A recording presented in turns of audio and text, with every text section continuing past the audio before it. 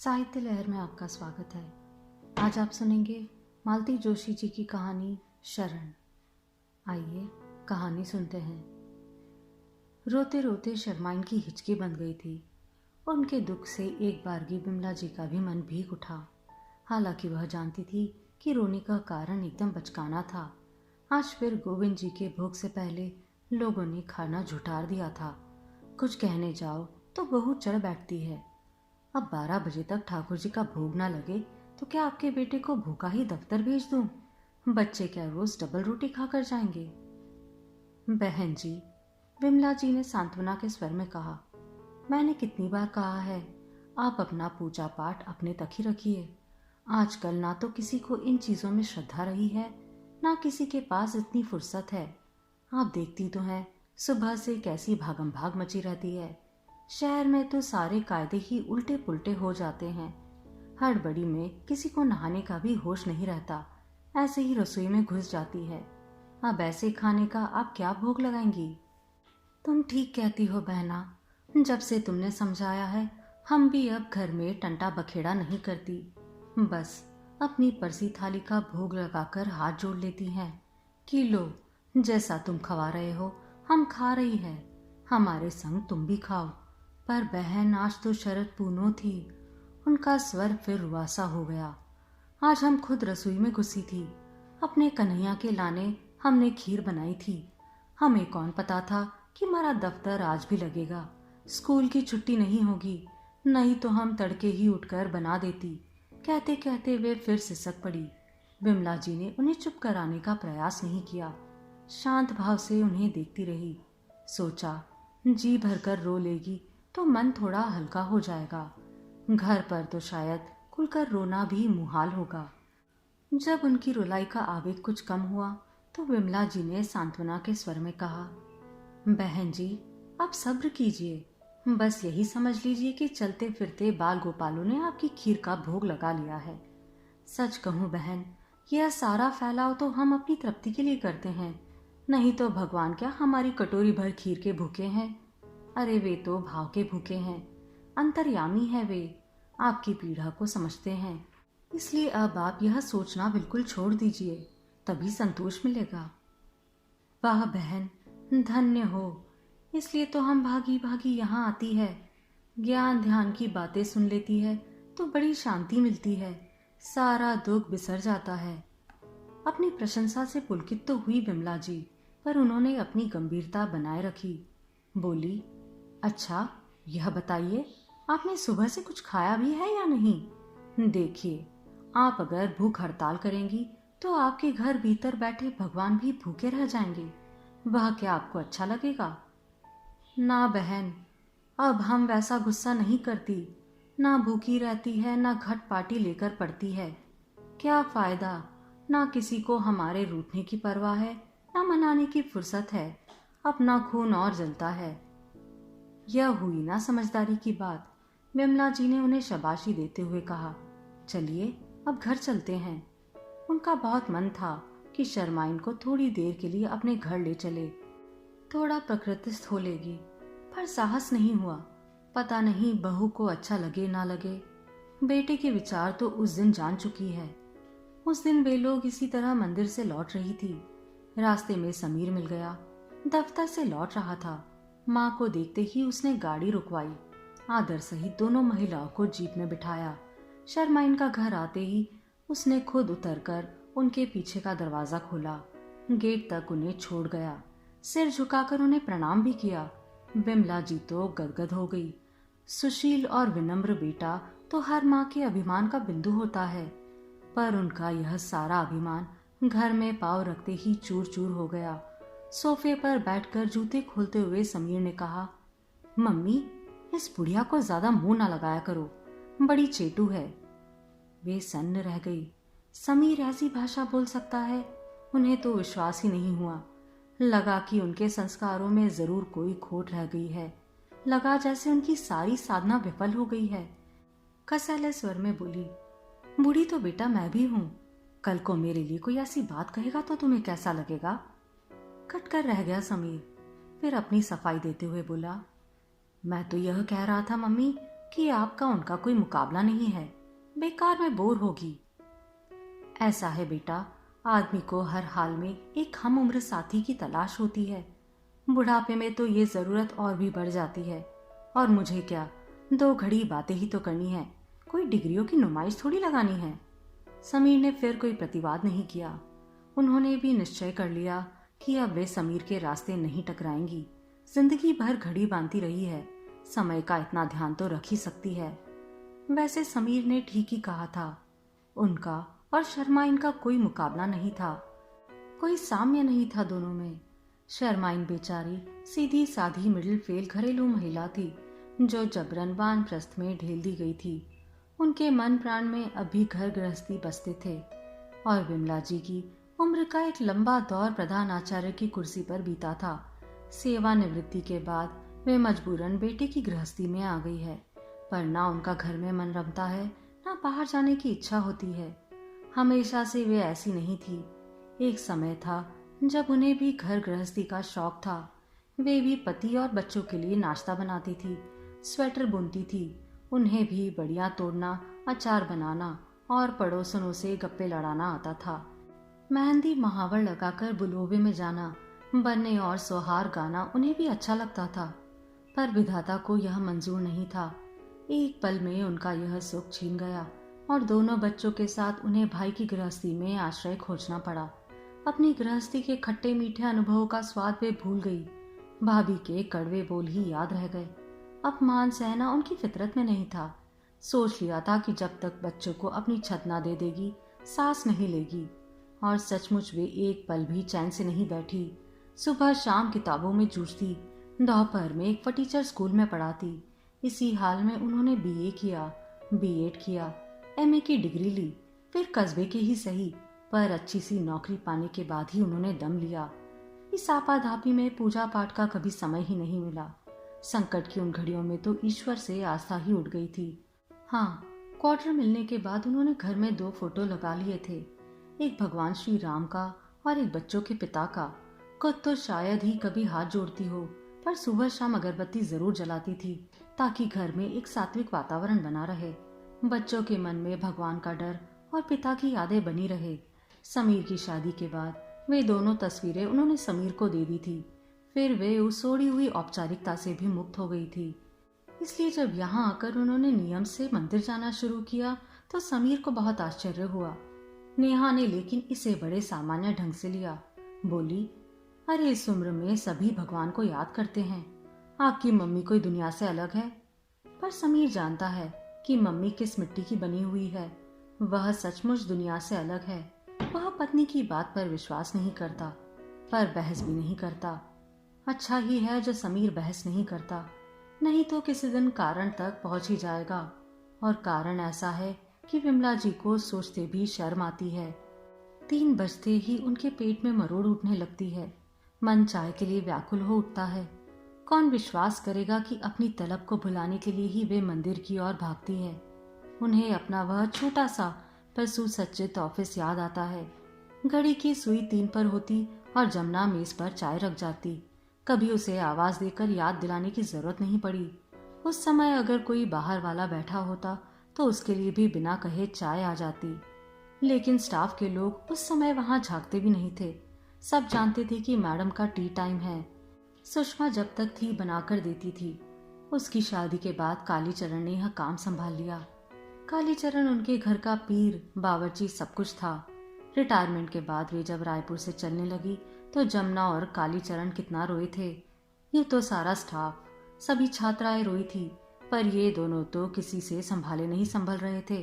बिलक बिलक कर कह रहे थे, अरे हमारी तो माँ जा रही है, हमें रोने भी ना दोगे क्या? अब यहाँ आकर सब सपना सा लगता है। माँ बिछुड़ने पर कौन इतना रोता है आजकल। वह तो कोई और ही रिश्ता था। दुख तो उन्हें भी हुआ था। अपनी बसाई हुई दुनिया छोड़ते हुए किसे दुख नहीं होता। खुशी की बात यह थी कि समीर और नेहा स्वयं उन्हें लिवाने पहुंचे थे। यहाँ पहुंचने के बाद भी बहू 3-4 दिन तक काम पर नहीं गई। उसे मालूम था कि इतने व्यस्त जीवन के बाद यह अकेला घर मम्मी जी पर भारी पड़ेगा। मानसिक रूप से सेटल होने में तो शायद साल भर लग जाएगा। तब उन्होंने ही नेहा से कहा था, तुम अपनी छुट्टी क्यों ज़ाया कर रही हो? मैं एडजस्ट कर लूंगी। नेहा शायद यही बात जो रही थी। दूसरे ही दिन वह पति के साथ चल पड़ी। घर में रह गई बिमला जी, 2 साल का उदित और उनकी आया रामबाई। उनसे तो अकेले खाना भी न खाया गया। 1 बजे प्राची जब स्कूल से लौटी तब जाकर घर में जरा रौनक हुई। 3 बजे चाय की तलब हुई। रामबाई को आवाज दी, बाई चाय बना लेती तो। जी, हम तो खाना भी बना लेती हैं, तो 1 कप बढ़िया चाय बना दो, जरा शक्कर कम। रामबाई ने उत्साहित होकर चाय बनाई, बकायदा ट्रे में रखकर पेश की। जी खुश हो गया। 3-4 दिन तक यह क्रम चलता रहा। घड़ी का काटा 3 पर होते ही रामबाई चाय हाजिर कर देती थी। मन प्रसन्न हो जाता। रिटायरमेंट का सारा मलाल घुल गया।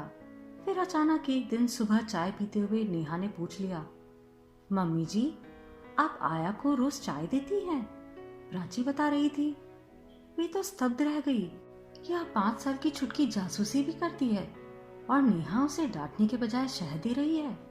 उन्होंने बड़ी मुश्किल से अपने को जब्त करते हुए कहा, नेहा, चाय मैं उसे नहीं देती बल्कि वह मुझे देती है। हाँ, लेकिन आपके लिए बनाने के बहाने खुद भी पीती है। पीती होगी, ये लोग क्या नाप कर बनाती है? थोड़ी बहुत तो बच ही जाती है। नहीं मम्मी जी, वह जानबूझकर ज्यादा बनाती होगी। बहुत चंट है वो। दरअसल मम्मी जी, हम उसे सूखे 300 देते हैं, चाय की बोली नहीं है।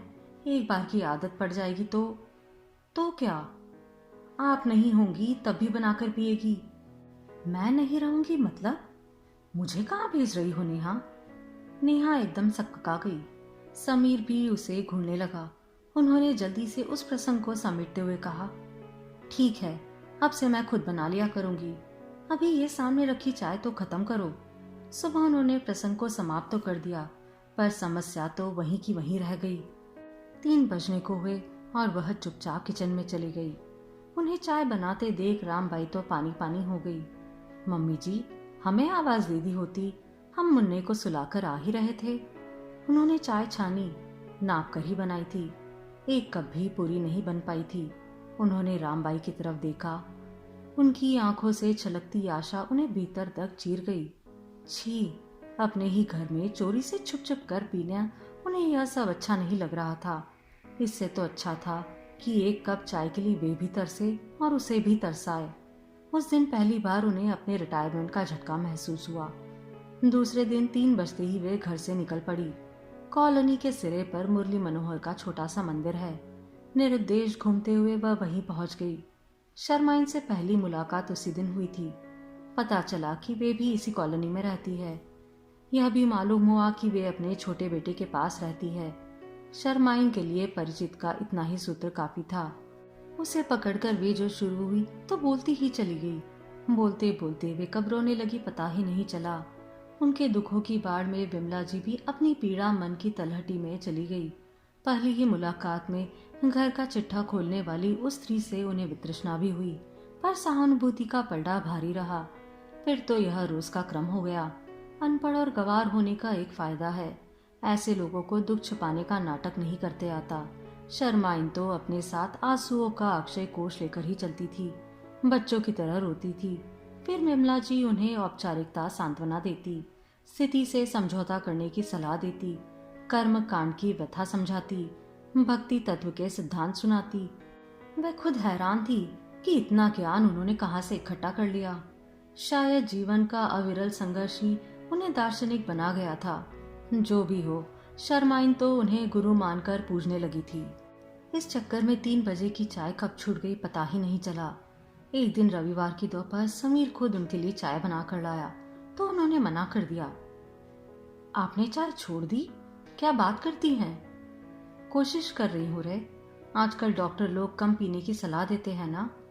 समीर ने फिर जिद नहीं की। नेहा ने एकाएक पैर छूकर तो उन्हें चौंका ही दिया। देखा, नेहा नई नकौर साड़ी पहने उनके सामने खड़ी थी, जिस पर वह कल खड़े खड़े फॉल लगवा कर लाई थी। उसे ढेरों आशीर्वाद देते हुए उन्होंने पूछा, कहीं जाने की तैयारी है? हाँ मम्मी जी, हम लोग कॉन्सर्ट में जा रहे हैं। आप बच्चों को देख लेंगी ना? वैसे 8 बजे तक तो रामबाई रहेगी, बस 1 आधा घंटे का सवाल रह जाएगा। उन्हें उत्तर देने में थोड़ा विलंब हुआ। बच्चों को संभालने की आदत उनकी नहीं रही। जी घबराता है। उनकी चुप्पी का समीर ने पता नहीं क्या मतलब निकाला। बोला, मम्मी आप चलेंगी? शिव कुमार शर्मा का संतूर वादन है। आप तो उनकी फैन है ना? एक क्षण को तो उनका भी मन ललचा गया। रेडियो पर, रिकॉर्ड प्लेयर पर तो कई बार सुना है, पर सामने बैठकर सुनने का आनंद कुछ और ही है। पर उन्होंने देखा नेहा के चेहरे की रेखाएं खिंचने लगी थी, इसलिए अपने को जब्त करते हुए बोली, नहीं रे, अब 2-3 घंटे एक जगह बैठने की ताकत नहीं रही। वैसे अब टीवी पर सबको देख ही लेती हूँ, उतना साफ तो हॉल में क्या दिखेगा। उन्होंने स्पष्ट अनुभव किया, पति पत्नी दोनों ने राहत की सांस ली है। मतलब समीर का अनुरोध भी औपचारिक था। ऐन वक्त पर उंगली सदा शैता थी वह, नहीं तो क्या वह पहले नहीं पूछ सकता था? मम्मी जी, नेहा मिश्री घुले हुए स्वर में बोली, अब खाने के लिए मत रुकिएगा, हमें देर लग जाएगी। तभी कपूर लोग आ गए जिनकी प्रतीक्षा हो रही थी। समीर की गाड़ी में ही जा रहे थे सब। आपने बच्चों का क्या इंतजाम किया? मिसेस कपूर पूछ रही थी। मदर इन लॉ है ना, नेहा ने दर्द के साथ उत्तर दिया। यू आर लकी यार, हमारे साथ तो साली बड़ी प्रॉब्लम है। जानते हैं, मिनी को पड़ोस में छोड़कर आई हूँ। उन्हें झुरझुरी हो आई। लड़कियों का यू यार कहना उन्हें कभी अच्छा नहीं लगा। साला तो उन्हें समीर के मुंह से भी सुनना गवारा नहीं था। समीर जब हॉस्टल से पहली बार लौटा था तो इतना भुनभुना रहा था बहन के पास, ढंग की 4 गालियां नहीं आती मुझे, सीनियर सब गर्ली कहकर चढ़ाते हैं। मतलब पुरुष है तो उसे गालियां जरूर आनी चाहिए, लेकिन जब अकेली औरत बच्चों को पालती है तो वो बाकी सब कुछ कर सकती है, बेटे को मर्दाने तेवर नहीं दे सकती। अब तो खैर भाषा से स्त्री पुरुष भेद ही मिट गया है। शिव कुमार शर्मा कितने हैंडसम है ना? नेहा चिहुक रही थी। मैडम, हम उन्हें सुनने जा रहे हैं, देखने नहीं। समीर ने टोका तो नेहा मुट्ठी तान कर उसकी ओर लपकी। You jealous? फिर सास की उपस्थिति का ख्याल आते ही सहम कर चुप हो गई। उन्होंने सारे प्रसंग को अनदेखा अनसुना करते हुए कहा, अब तुम लोग घड़ी की ओर भी देखो, यही 6:45 हो गए हैं। वे लोग हड़बड़ाकर उठे। थोड़ी देर में हॉल खाली हो गया।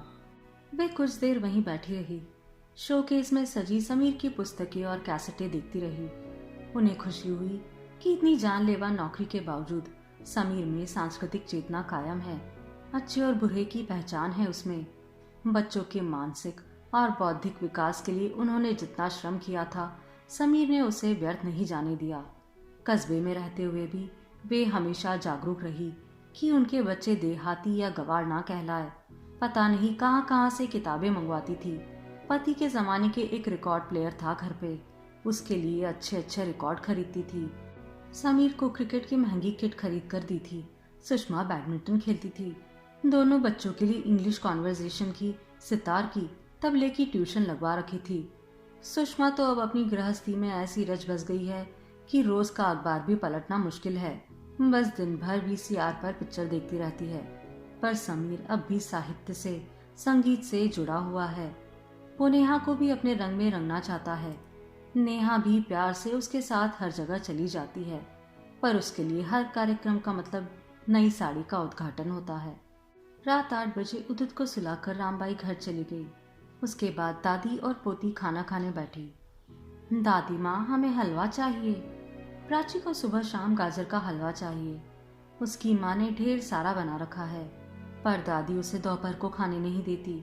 उस समय बाहर बरामदे में रामबाई अपना एल्यूमिनियम का टिफिन खोलकर बैठी होती है।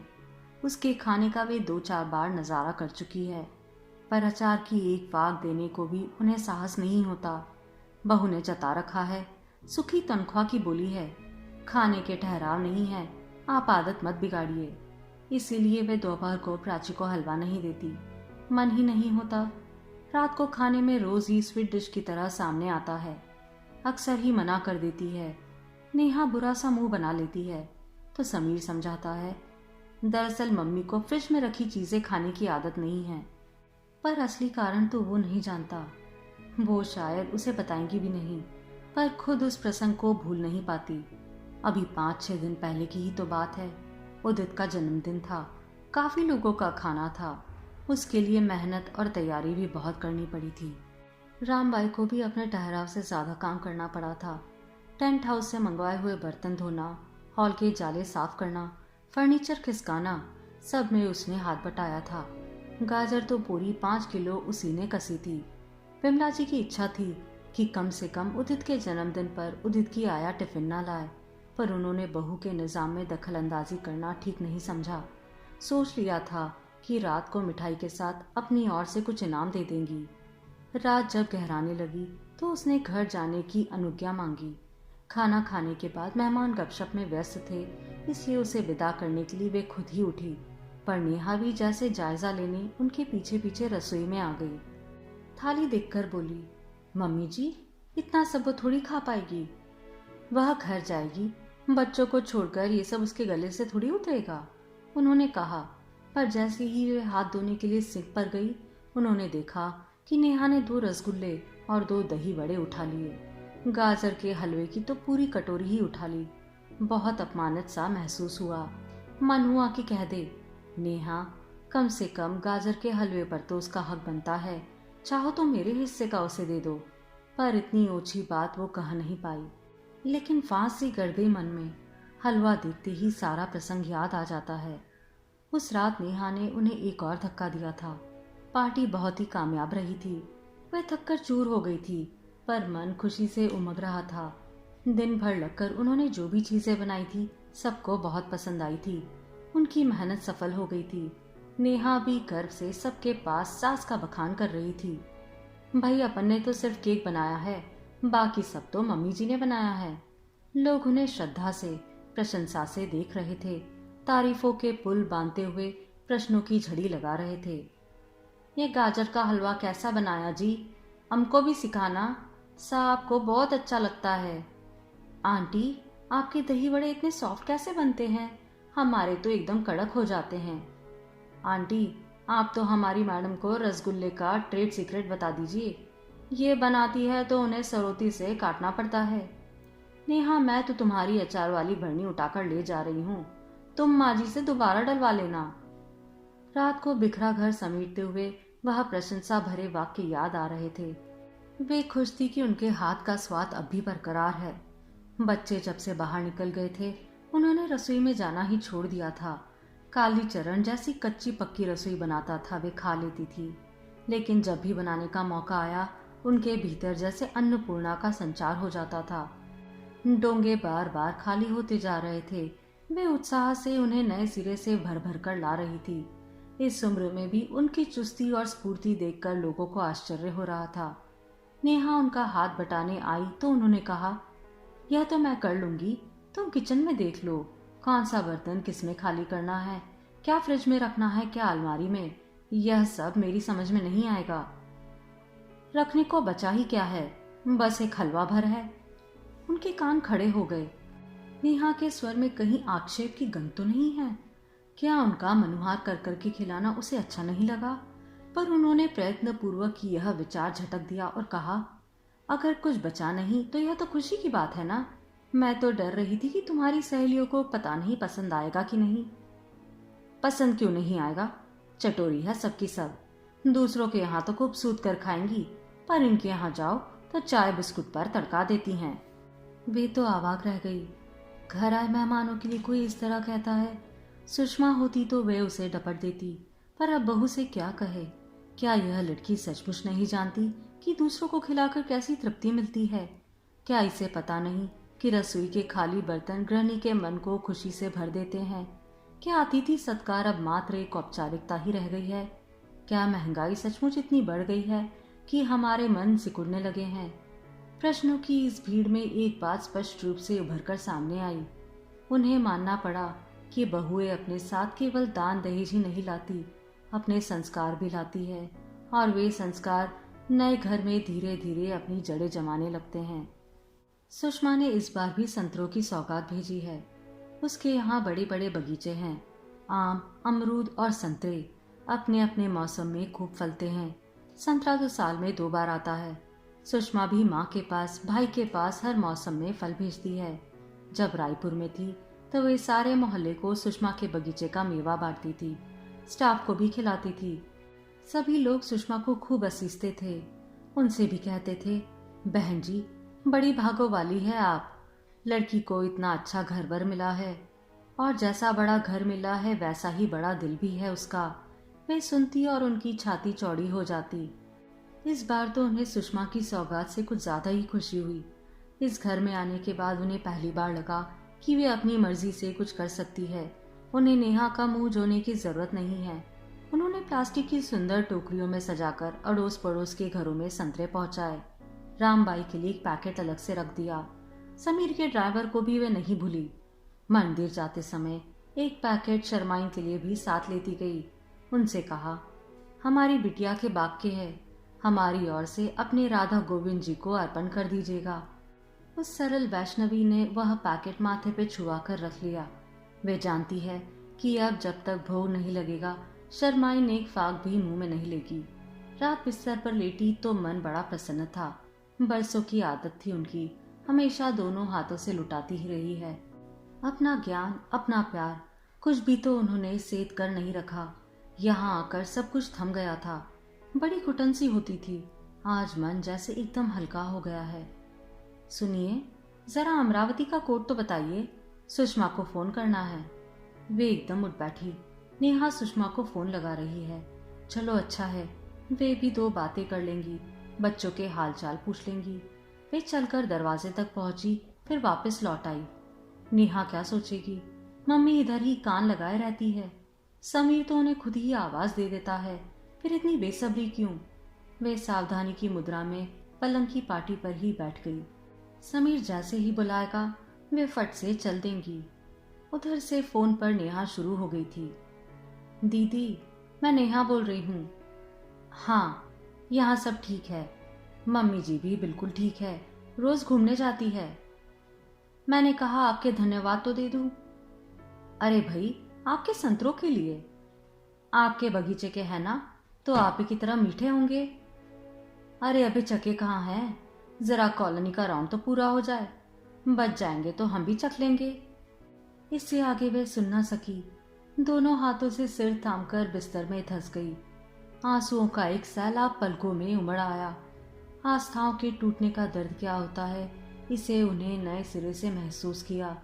सोचा काश वे भी शर्माइन की तरह अनपढ़ और गंवार होती तो वे भी उन्हीं की तरह हिलक हिलक कर रो लेती।